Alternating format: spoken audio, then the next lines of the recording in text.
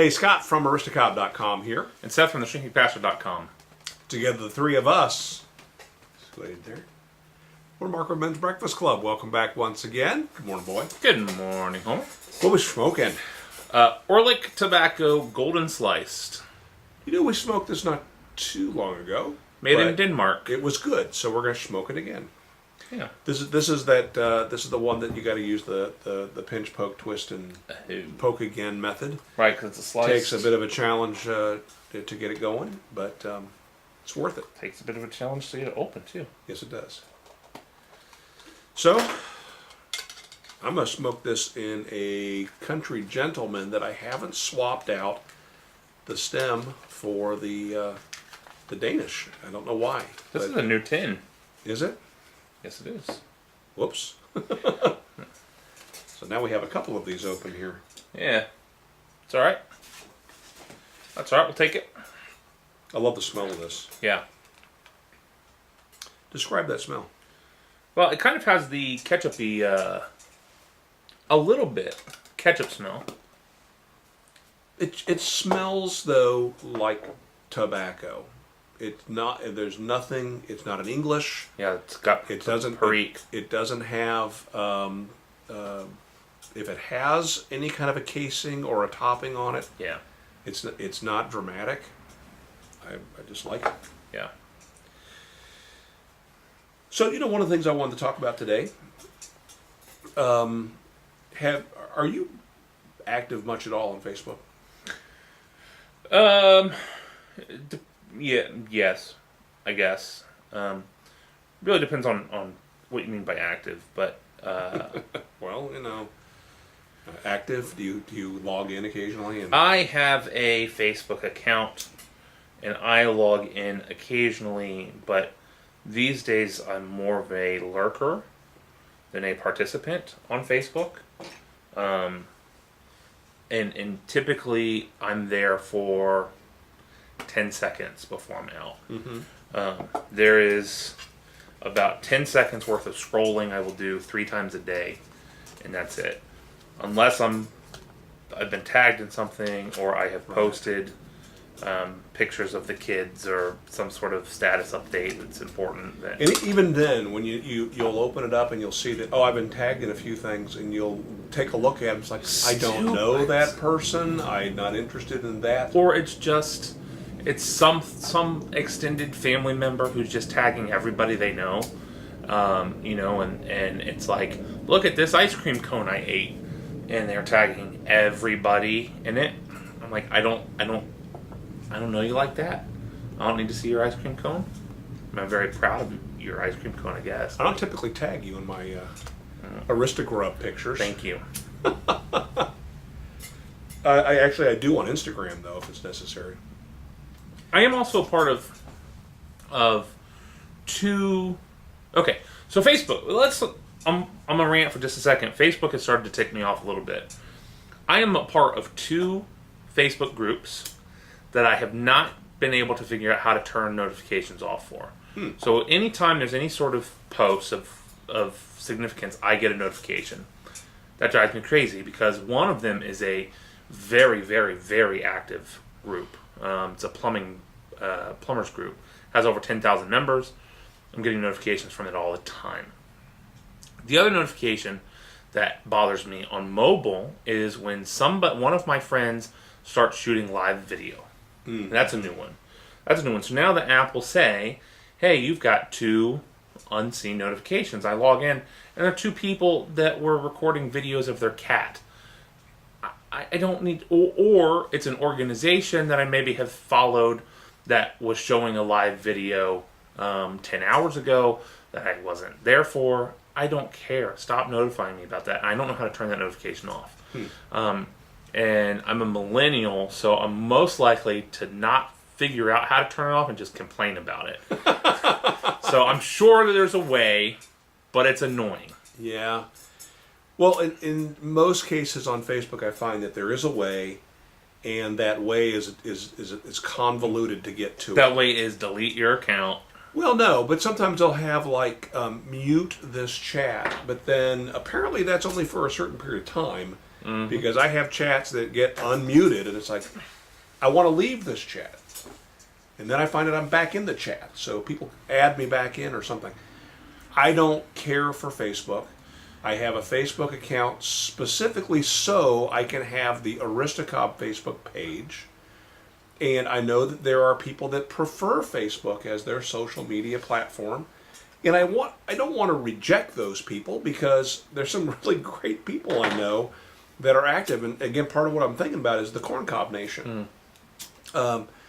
Tim Caney is the gentleman who sent us these large tampers. And a great patch. Yeah. He started the Corncob Nation some time ago, and it's got over 1,000 really active members. And I also have to say they've kept them in line. We had a few occasions where somebody was on there selling something, right? Now, I sell corncob pipes, so by posting from Aristocob or from Scott Markwood from Aristocob in a corncob forum, I have to tread softly there. I'm not there to promote my business. I'm there as a corncob pipe smoker. Right. There have been a few times where guys have jumped on there and, hey, I have this pipe for sale. Look at this pipe I modded. You can find it. Send me a link or send me a private message. And that's okay. But the sixth time they did that, they shut it down. And they, I guess, sent a message to the guy saying, that's not what this forum is for. And knock it off. And I appreciated that. And it was public enough that we all understood what was happening. And, I applaud Tim and whoever else are the admins there. Kaylee, the Queen of Cobs, she's also involved there. Number of great people. Yeah. But it's almost the only reason I'm on Facebook. That, of course, and being tagged in family stuff. I turned my parents on to Facebook a number of years ago, and then I kind of abandoned them. I feel bad about that, but... And that's one of the things that has happened generationally is if you have teenagers or no teenagers, they're probably not on Facebook. They may have a Facebook account, but they probably don't. In fact, if you know college kids, they probably don't have a Facebook. What they're using is Instagram and Twitter. Younger than college, like high school, they're using Snapchat. Middle school is using Musical.ly and other whatever the next platform is that their parents don't know about. And that's really the game. Facebook stopped being cool when everyone's grandma was on it. Yeah. And so it's you realize that's my wife now. Yeah. Which is why I'm not on there, because it's not cool anymore, Mom. It's interesting you bring up the Corncob Nation, though. That's the other group that I'm subscribed to. Another one that I get notifications for that I never asked for.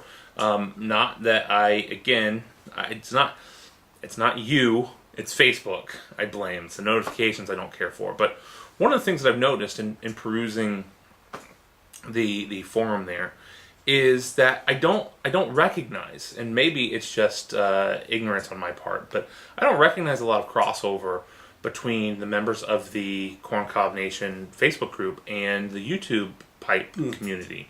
I see a couple of people that I recognize. I don't see many videos posted.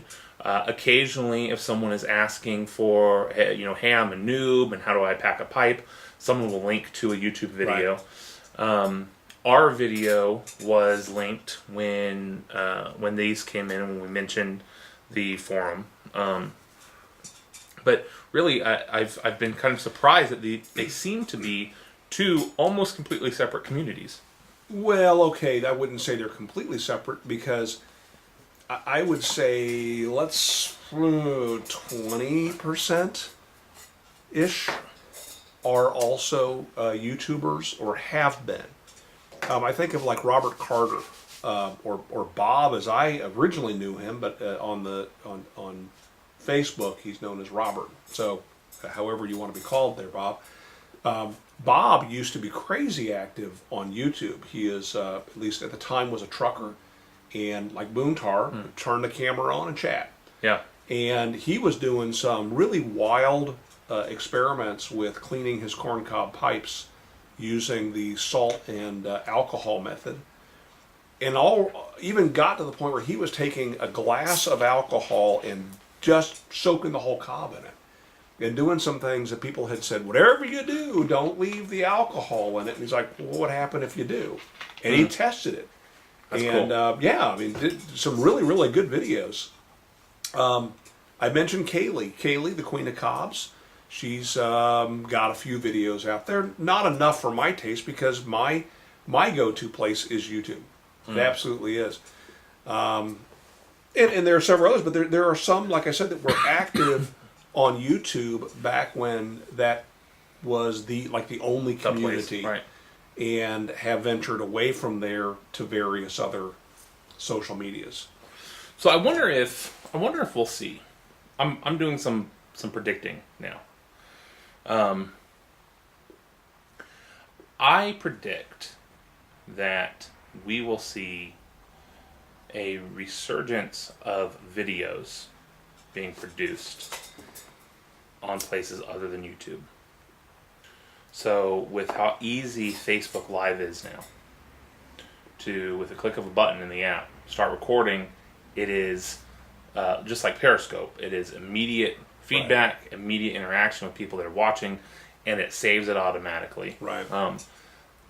If my primary community was a Facebook community, and if I had the urge to make videos, I think that's how I would do it.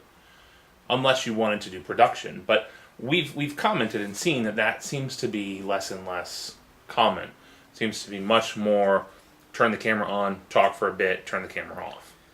Yeah, again, some of the comments about is YouTube pipe community dead really relate to the fact that there's been a complete change in the methodology. It used to be, I don't want to say scripted, but to a degree, scripted, at least as far as the way people planned out what they were going to talk about. Structured. And structured. Right. They had a point that they were going to make. They made it. They said, see you again, and away they went. Very, very rare to have what I would categorize as a ramble, right? And even those were usually a rant. Somebody would make a point, and right, then they would rant about it. So that's a change. And what is Facebook video going to evolve into? I think will be more of that, more of the right. I just don't have the time to type this, and I got to tell you what just happened at Starbucks. Right. So the way I've seen it used, I've seen a lot of bigger companies using it now for, like a lot of churches are using it for showing their services live, because it's just a free platform for that, and it's a platform where people are.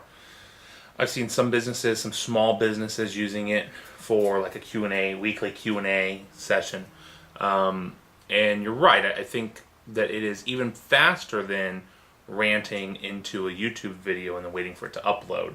The uploading is happening while you're recording it. Yeah. I mean, what better way to do that? Which means, if that trend continues, then there might be a shifting in platform, and it may not be Facebook. It may be some other platform like Periscope or something else that comes up. Well, Instagram stories now is plus their video, just their regular videos added up to a minute long now. Right. The stories you could just keep on talking if you wanted to. Yep. And it's. I don't go to Instagram for that. I just don't. I very rarely click on the stories, even though they are stories by people whose Instagram feed I'm following. Right, but that's because you're not used to doing that, because you go to YouTube for that right now, right? So I think if with again, I think it kind of comes down to strategy and what it is you're looking for as an end user. If you're looking for something that is more a glimpse into someone's life, Instagram is usually pretty good at that. Facebook also, because it's easier to be off the cuff. YouTube is a little bit more work involved. But who knows what's going to happen? Who knows what it's going to change into, what it's going to evolve into. It's kind of interesting to think about that. There's a lot of potential in any of them. Yeah. Really. Well, I tried Periscope. My biggest frustration with Periscope, quite honestly, was my old man eyes, and the fact that I have bifocals now, and on my phone I couldn't read the comments that were coming in. And I also found it kind of annoying when people would spend half of their time just reading the comments and responding, but they're coming one after another after another.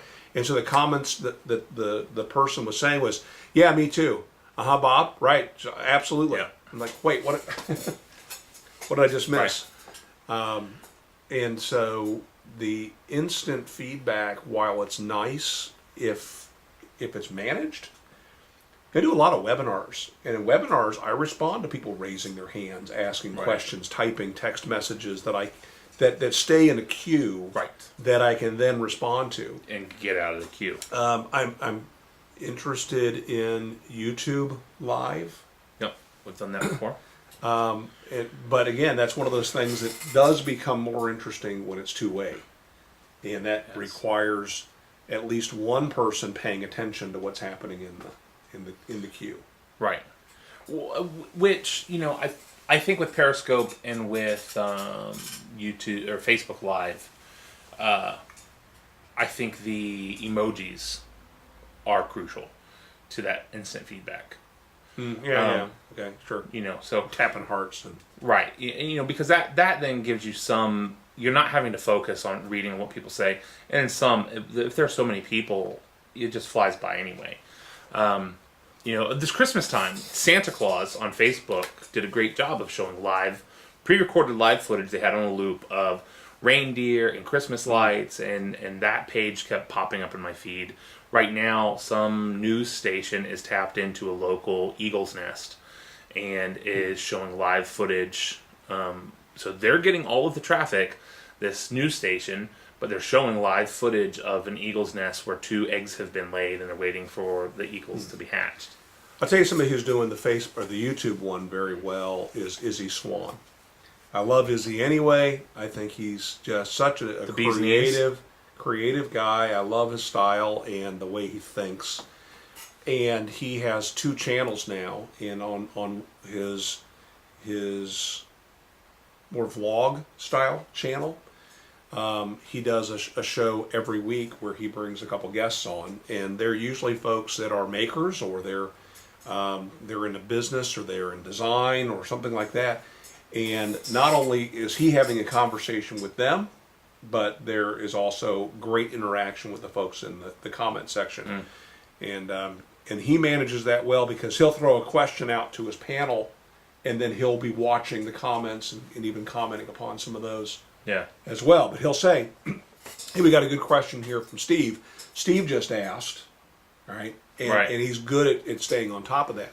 But if it was just Izzy, and I've seen it where he's done it, just Izzy and the comments coming in, then again it becomes very choppy, right?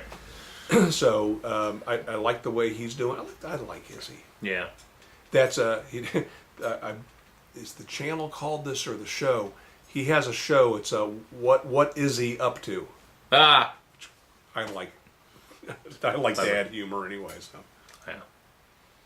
So, but that does bring about the question: should we do something like that? No.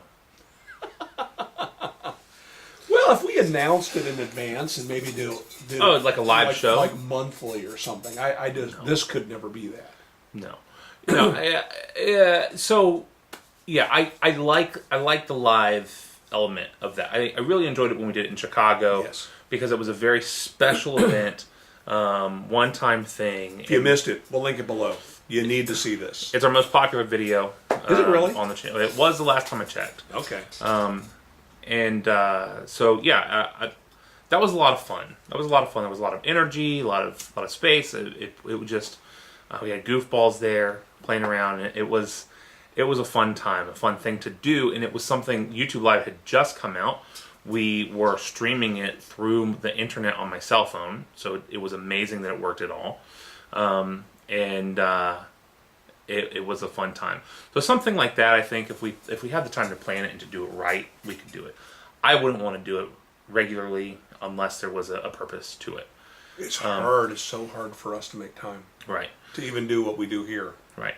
I think, okay, so if we were to do anything live, I think that Hangouts on Air, or or using that as the Google Live would be the thing to do, where we're in a chat with some other people, doing a Q&A or just a hangout. That way, it's not all falling to us. There's a reason for actually doing it live, and I think that would be the way to do it. But beyond that, no. So, I mean, it's interesting. We continue to talk about this because we're both interested in social media to different degrees. We're interested in knowing how people tick and what is it that people connect with and what need does it satisfy. Right. Because there's something in us that draws us to where we are. Sometimes it is the community that's there. Sometimes it's the opportunity that we see for community, or, some of us just like to talk. Talking about us. Where do you hang out? I mean, you're on YouTube right now watching a video, and if you've watched it this far, you probably hang out on YouTube. But anywhere else? Curious to know where you are. Don't forget, this Pipe Life is a relatively new forum. It's worth checking out. The Corncob Nation on Facebook, if you're active on Facebook, is absolutely worth joining. It's a private, closed group, but they will let you in. But basically, what they're looking for when you put your name in the hat, they're going to look at your feed and see if you post anything on your feed about smoking. And I know a lot of folks keep that part of their life private, so you may have to send a message, letting them know that I don't post this there. I'd love to have a place to share this part of my life. They let me in. I don't know if I have anything smoking. Well, that's true too. On mine. Well, they probably made an exception. They probably knew me from our YouTube channel. Yeah. You're a legacy. Oh, God, no. Please, no. All right, that's it. Yeah, Guys, thank you. We value your time and appreciate the time you spend with us. We will see you again next week. See ya.